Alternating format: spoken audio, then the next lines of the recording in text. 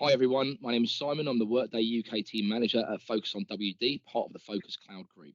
I'm joined today by Sam Bullen, a veteran of the Workday ecosystem. So welcome, Sam, and please tell us a bit more about yourself. Thanks, Simon. So I've been working within the Workday ecosystem now for 15 years. Started off as a consultant. I've done a little bit of contracting.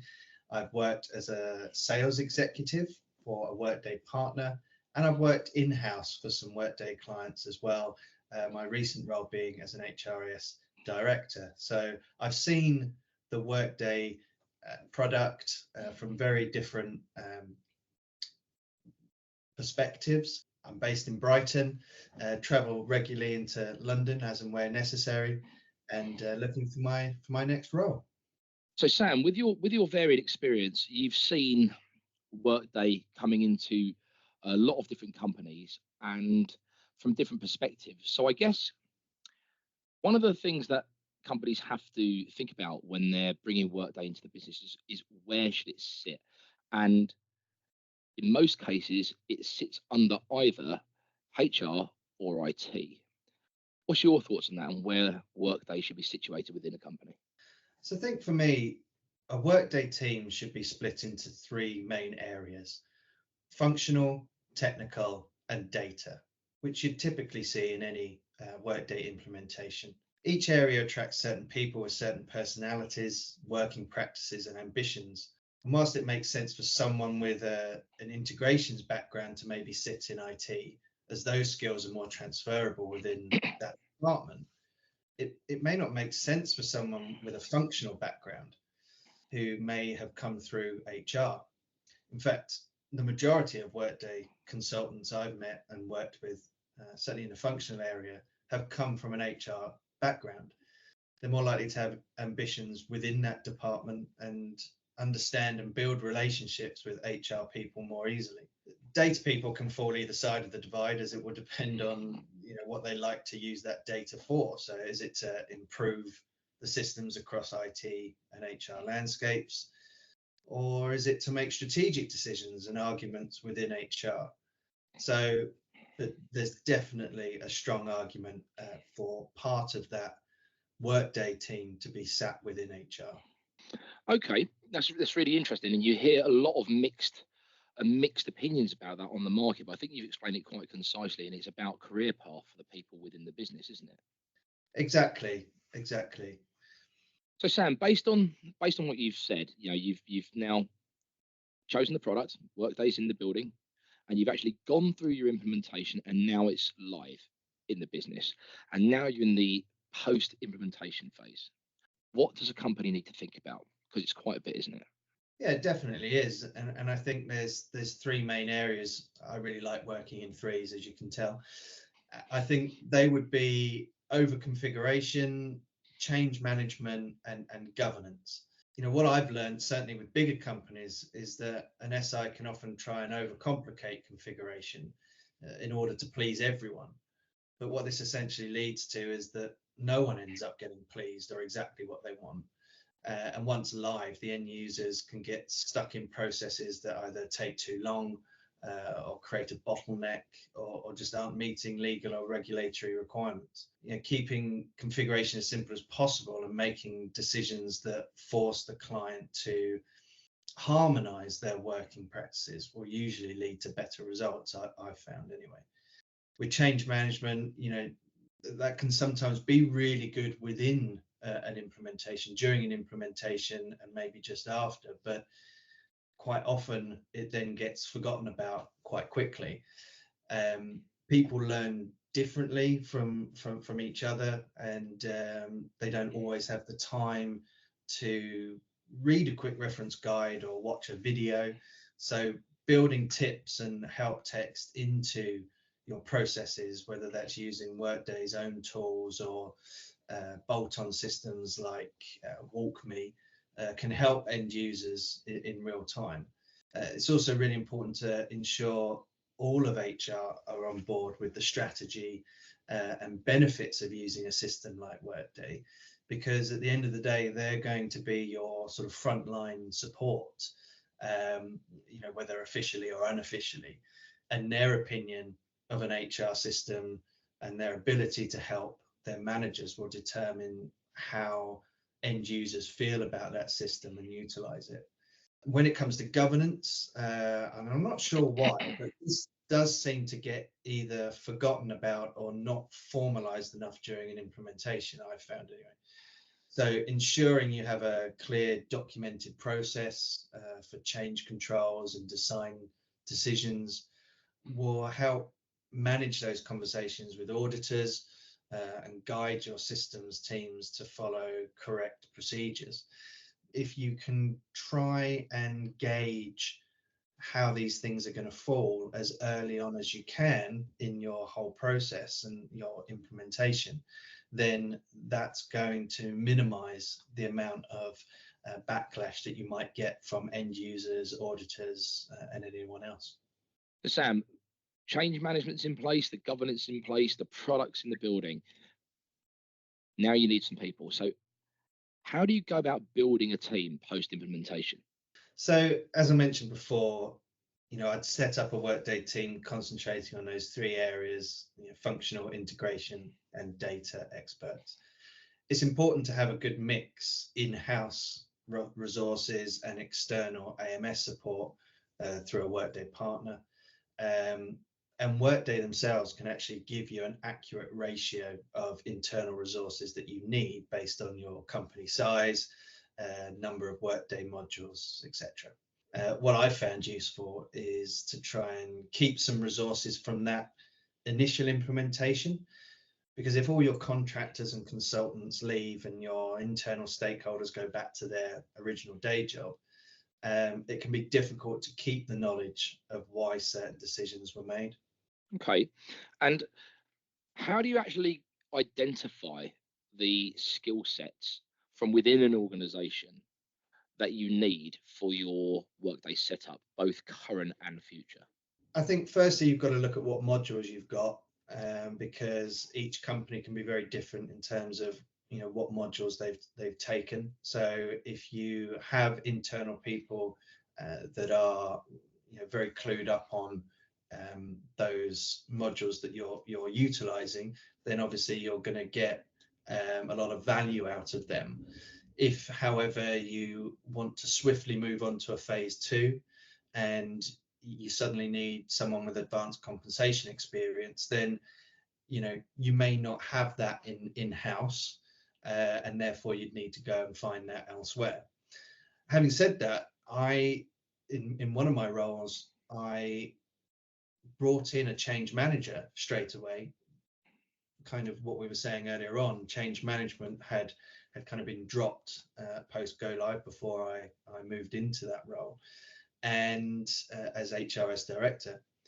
And that person wasn't a seasoned change manager. It was someone who worked in HR, was part of the initial deployment, and therefore had some fantastic knowledge about what did and didn't go well, had just naturally good knowledge of HR, change management in general, and what works well within that culture. And so I had that resource in-house, and it made so much sense to bring that person into my team, and they did such a fantastic job in building that, building the relationships between my team and our end users. I guess it's almost natural, isn't it? Because they've been through that side and they've kind of been on the journey with you. So they've probably also got an appreciation of kind of where you're going and the why and the how and the articulation of that to the other people in the business as well. Exactly. And they don't necessarily need to know how to configure Workday. If you're going into this, if you're embarking on an advanced compensation rollout, but you've got someone in-house that has a lot of reward experience, then you can always utilize either a contractor or your AMS provider for specific advanced compensation configuration skills to then partner with your internal person and roll out that Workday module. So it's important to kind of understand the skills that you need. Is it actual configuration skills? Is it knowledge from the company side of what is needed and their requirements, or is it something completely different? It could be any one of those three. So yeah, it's important to find out what that is, but not pigeonhole certain people or look at sort of a cliched set of skills, as more often than not, one size won't fit all. Okay, Sam. So you've looked inside the business for the right people. You wanted to upskill them. Unfortunately, you can't. So you partner with someone like us or your recruitment partner. Okay. What's the value of working closely with a recruitment partner for these niche Workday skills? So I think by partnering with a company that knows Workday, knows HR systems, the people that work within them, you're going to get a lot more benefit a lot sooner, as and when you need it. So you're not going to take ages trying to recruit someone by going through an agency that just does general recruitment. You're not going to find it necessarily really quickly if you're just going to stick a job advert out there and hope that you get the right people that apply. People like yourselves, you know what you're doing. You've been doing it for years.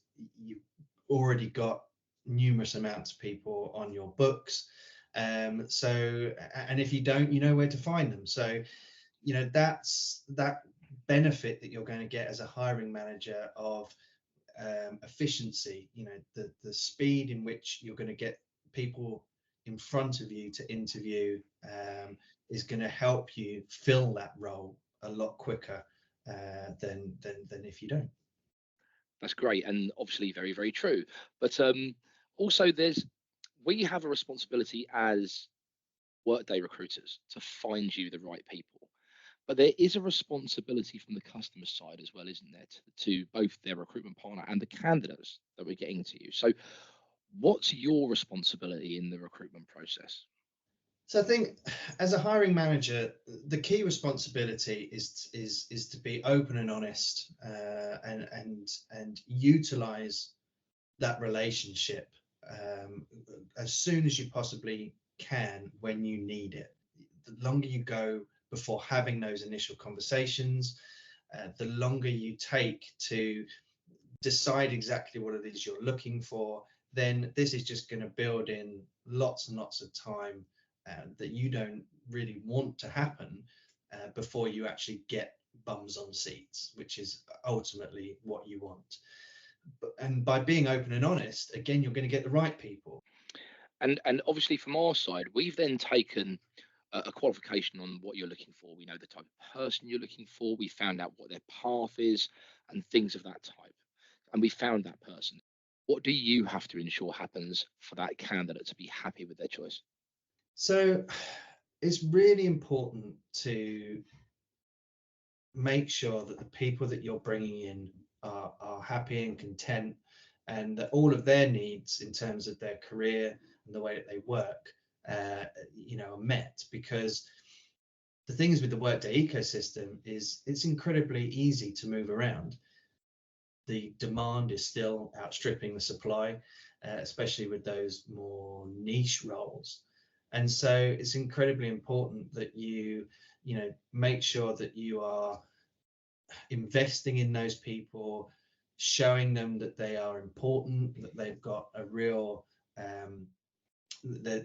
a real value within that team, and making sure that what they can do is going to benefit your company on an ongoing basis. Because when you talk about in-house roles, the work isn't just come in, do a job, go away. It's always changing. Companies are always changing. Their strategy is changing. Their size and structure is changing. And so, you're always busy when you're an in-house HRIS specialist. There's always something. There's always someone that needs to come to you with a question or a query. And in many cases, it can be quite a thankless role as well. So, keeping those people happy, helping them to grow and develop, is what's going to keep them in that company, and therefore your attrition costs lower. Okay, Sam, you made some really, really interesting points there, and it leads nicely on to a question that we as recruiters ask a lot, don't often get the answers that we want, but hopefully you'll be able to shed some light on this. So, what are Workday skills worth to someone in your position? And as that person, how do you convince the wider business who don't know Workday, and Workday's a bit of a mystery to them, to invest correctly in finding those people? So I think for me, investing in a system like Workday, it's not a short-term fix for everything. Companies change all the time, whether it's their structure or size or strategy, as we said earlier on. And having someone in-house who knows your system's capabilities, helps a company transition quicker and with fewer issues. And the relationships that I've seen between key stakeholders and internal systems teams can often be incredibly strong and valuable to a business. As a consultant or a contractor, I was used to peaks in workload, followed by the occasional trough, maybe. But when I've worked client side, it was only ever busy or very busy. Having people dedicated to your system in your company helps tackle issues quickly with the knowledge and skills set to ramp up as and when necessary. There's only so much a CPO or a CIO and their teams can know about Workday, and it will never be enough to answer every question that they may have on a regular basis. It also helps a company to be more proactive instead of reactive by having internal resources who are frequently using Workday Community, attending sessions like HR Tech or Workday Rising, for example. Those resources will be able to then use that knowledge that they're gaining and that growth that they're getting, to work with your key stakeholders to help build out roadmaps, manage biannual releases, and be ready for whatever might be around the corner. Now, it's really interesting because, like you say, these people are the voice of the system, aren't they? And without that voice being able to articulate it to all the levels of the business, you then kind of have a problem. So I can understand why people like yourselves go out of their way to get the right level of investment to get the teams that you need. So no, that's a really, really great answer.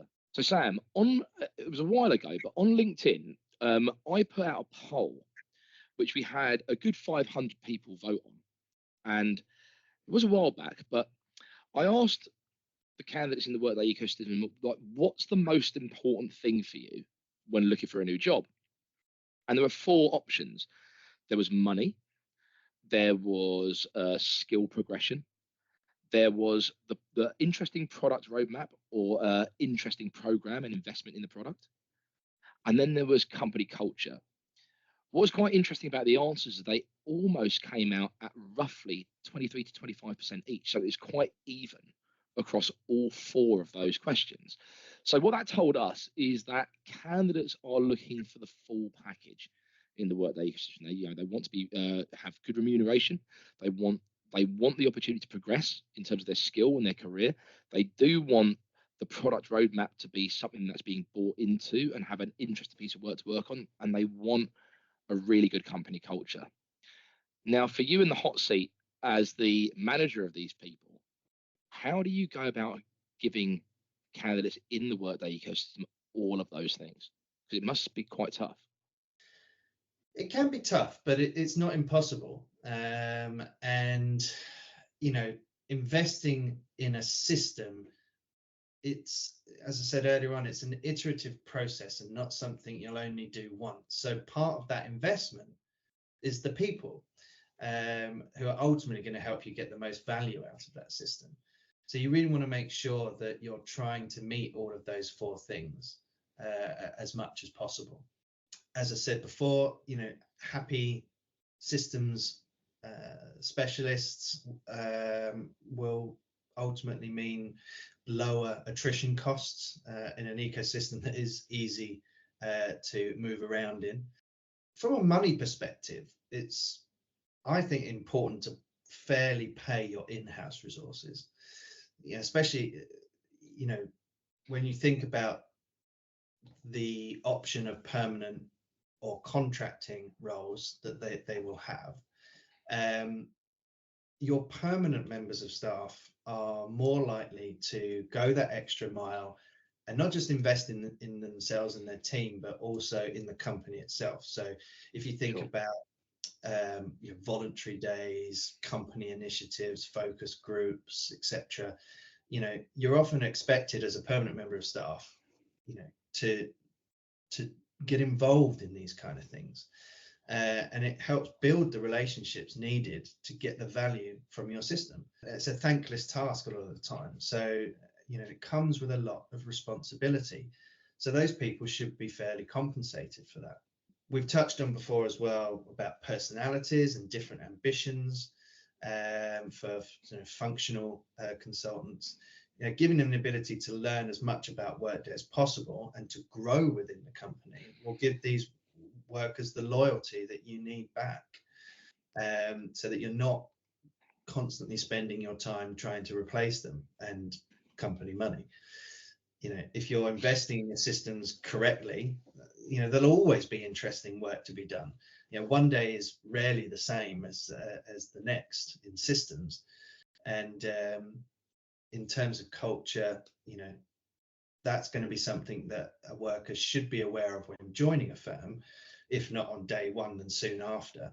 But regular check-ins with them will help them to blend in, make sure that they're coping well enough with the workload, with the company expectations, the different personalities, of the stakeholders that they need to deal with. So yeah, it's important to keep doing those regular check-ins as well. Do you know what, Sam? I don't think I could have asked for a more thorough answer there. And do you know what? We know that you're a really strong leader in the Workday ecosystem, and to be able to articulate and recognise the importance of giving candidates all those things, but also knowing what you're going to get back for those things. It's something that people don't think about. A lot of the time they offer a lot of money, but the culture or the product roadmap maybe is not so good, and it won't be that full package, and you can only go so far with a person unless you're offering all of that. So do you know what? That's an absolutely fantastic answer. Thank you for that. Well, that's it from us today. Sam, really appreciate you joining us today, and all your insights into the ecosystem, much appreciated. Thank you, Simon. Yeah, it's been really, really enjoyable. And I hope for those of you listening, you've enjoyed hearing what Sam's got to say. And if you do want to get in touch with us and ask any questions about the ecosystem, please do drop me a line. Or alternatively, if you want some advice and tips on how to hire a team, you want to hear it from not only us, but from people like Sam, drop me a line and we can book in a time to speak. So thank you, everyone. Hope you enjoyed this. This is Simon from Focus on WD. Have a great day.